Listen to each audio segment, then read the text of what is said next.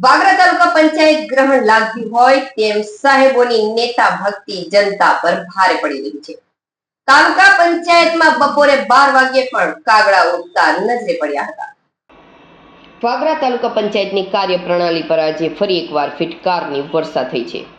લોકશાહીમાં જે જનતા જનાર્દન ગણાય છે તે જ જનતા આજે સરકારી બાબુઓની નેતા ભક્તિના કારણે કચેરીના ઉંબરે ધૂળ ફાંકતી જોવા મળી હતી।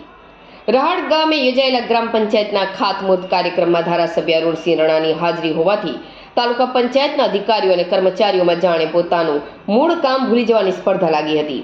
આખી કચેરી ખાલી કરીને સરકારી બાબુઓ નેતાજીના સ્વાગતમાં પલક પાવડે બિછાવીને બેસી ગયા હતા, જેના કારણે સામાન્ય જનતા રજડી પડી હતી। બપોરે 12 વાગ્યા જેવો કચેરીનો ધમધમતો સમય હોવા છતાં વાગરા તાલુકા પંચાયતની કચેરી કોઈ ભૂતિયા બંગલા જેવો નજારો રજૂ કરતી હતી। છેવાડાના ગામડાઓમાંથી મજૂરી છોડીને મોંઘા ભાડા ખર્ચીને પોતાના દાખલા, યોજનાકીય ફોર્મ કે અન્ય રજૂઆતો માટે આવેલા ગરીબ અરજદારો કલાકો સુધી સાહેબોની રાહ જોઈને બેસી રહ્યા હતા, પરંતુ કચેરીમાં કોઈ જવાબ આપનાર ન હતું। સવાલ એ થાય છે કે જો આખું તંત્ર નેતાઓના પ્રોટોકોલમાં જ વ્યસ્ત રહેવાનું હોય તો જનતા માટે કચેરીના દરવાજા ખોલવાનો અર્થ જ શું છે?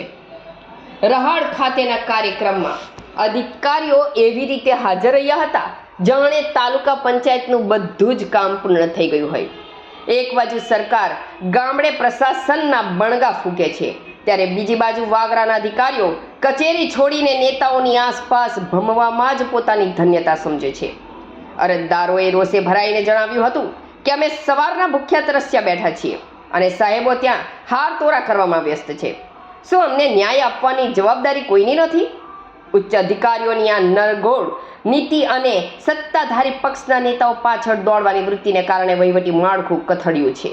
જનતાના ટેક્સના પૈસે પગાર લેતા સફેદ હાથીઓ ક્યારે ભાનમાં આવશે? શું જિલ્લા વિકાસ અધિકારી આ લાપરવાહ